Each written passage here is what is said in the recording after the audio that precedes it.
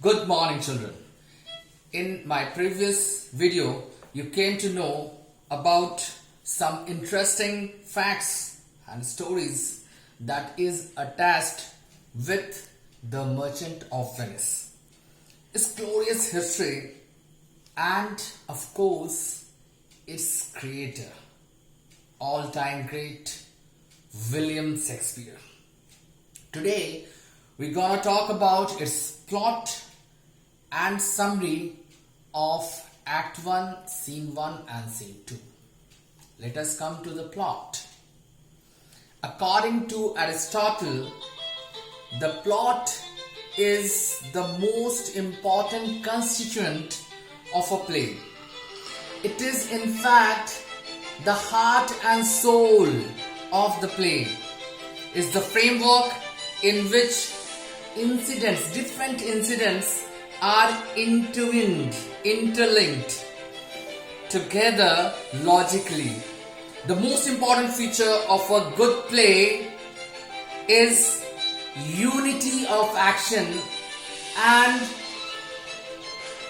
good characterization of different characters. The main story of The Merchant of Venice is the love story of Portia and Bassanio. The main story, which is the love story, it passes on from Bassanio and Portia to Lorenzo and Jessica. These lovers, they are ardently in love. They face many difficulties, but with the exercise of the qualities of head and heart, they cope up with all difficult situations. The opening scene gives the exposition. It conveys to the audience the circumstances that unfold this great story. The audience comes to know about Antonio, a very rich Christian merchant who is in a state of melancholy just because somewhere in the deepest corner of his heart he feels that he is going to lose his dearest friend Bassanio to one beautiful and gorgeous lady named Portia. So his friend Bassanio is desperately in need of money in order to facilitate himself to have a visit with a beautiful gorgeous lady of Belmont named Portia. So he requests Antonio for a loan in order to help himself as a suitor to Portia. Antonio has no money. Honestly, he does not have any money with him, as he has invested all his wealth, all his money to his ships that are spread all where in the different corner of the world. Now, to help his friend, Antonio is ready to be the guarantor, and he suggests his friend to go to any rich moneylender and get that amount. To help his friend, Antonio even signs the cruel bond. Bassanio and his friend Greciano go to Belmont. Bassanio wants to try his luck at the lottery of caskets. In the meantime, Lorenzo, one of Bassanio's friends, arranges a masquerade so that he can elope with Jessica, the same Jessica, daughter of a rich Jew named Elope, daughter of the same person who is going to help Antonio with the loan of 3,000 ducats. This elopement, Jessica runs away with Lorenzo, and that aggravates, that enhances the anger of Shylock. It infuriates him a lot. In Belmont, Portia's future is to be decided by a lottery. Portia's father has willed that Portia will marry that suitor who is going to select the right casket. The casket which contains his daughter's portrait. Remember, there are 3 caskets: gold, silver and lead, and the suitor has to select the right one containing his daughter's portrait inside. Luckily, Bassanio chooses the lead casket and wins the hand of Portia. Before Bassanio, there was Prince of Morocco, Prince of Aragon, but they fail. Bresciano and Nerissa are also ready to unite in a wedlock.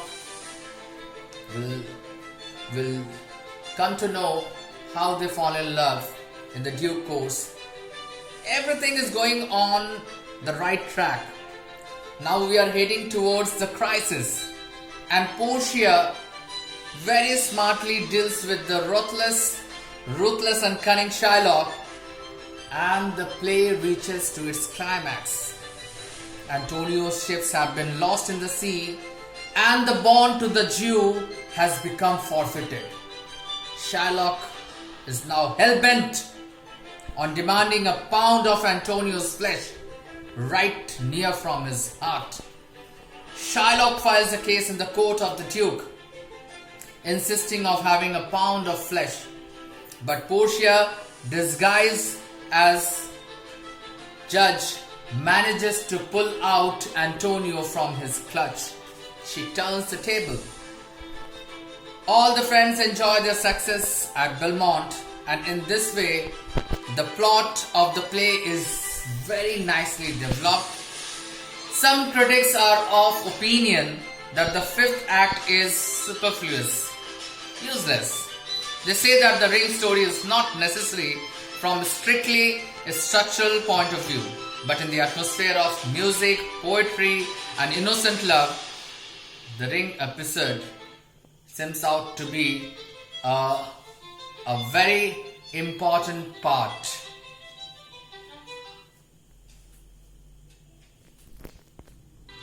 So in the opening scene, which is on the street of Venice, Antonio appears to be melancholic and sad. He expresses his own despondent mood to his friend.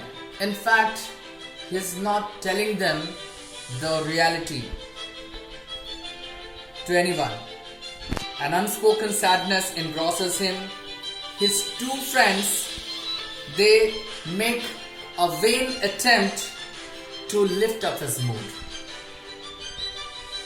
They tell him that he is worried about the safe arrival of his merchandise ships. Antonio tells them that the whole world is a stage. Antonio first tells them that he is not at all worried about his ships. He then tells them that the whole world is a stage and he loves to play the sad part in it. He is a man who loves melancholy. Then Salanio wants to know if his melancholy is for love with any girl. Antonio denies that bitterly. Salanio then suggests him to leave his sadness and be mirthful. In the meantime, Bassanio meets with him. With him are Lorenzo and Bresciano. After a short conversation, Salanio and Salarino have gone in their need, and after a while, Lorenzo and Bresciano also leave with their urgent need. Bresciano gives him some special pieces of advice to keep himself away from sorrow. Bassanio Antonio's best friend, who earlier has taken some loans,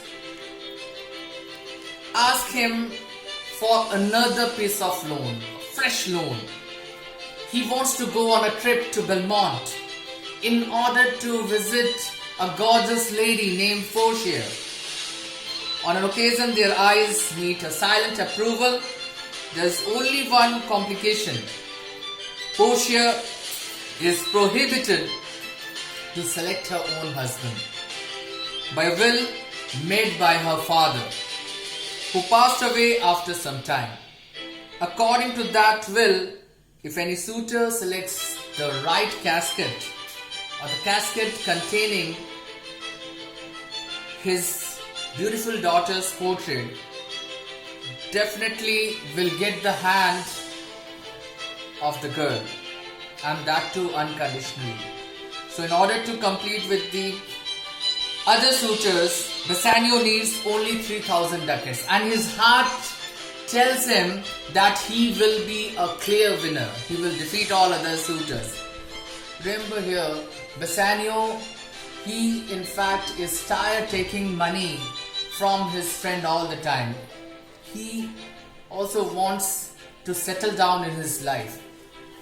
Antonio, honestly speaking, is very sad to lose his dearest friend, though he never clearly tells anyone the reason of his sadness.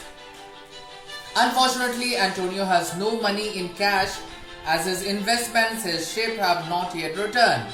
He tells Bassanio that he is ready to sign as a guarantor.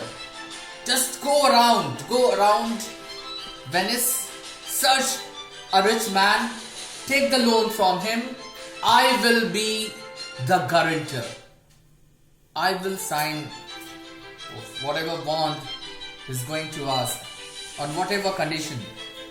Just go and search a trustworthy man and get the amount. The scene moves from Venice to Belmont. In the second scene, it's a room of a rich heiress, Portia. We are in Belmont now. The two ladies, they are in conversational mood. Portia is shown here gloomy and sad, and apparently she is worried. She cannot look around the person whom she loves a lot, Bassanio. She has not yet seen Bassanio's face, and she wants ardently that Bassanio should reach and compete with the other suitors. She desperately wants to get Bassanio in her life. Neissa comments that she has been feeling tired due to her excessive wealth, and according to her, one who has wealth in excess amount and one who has nothing, both are equally sad. Especially the person who has just enough wealth is happy.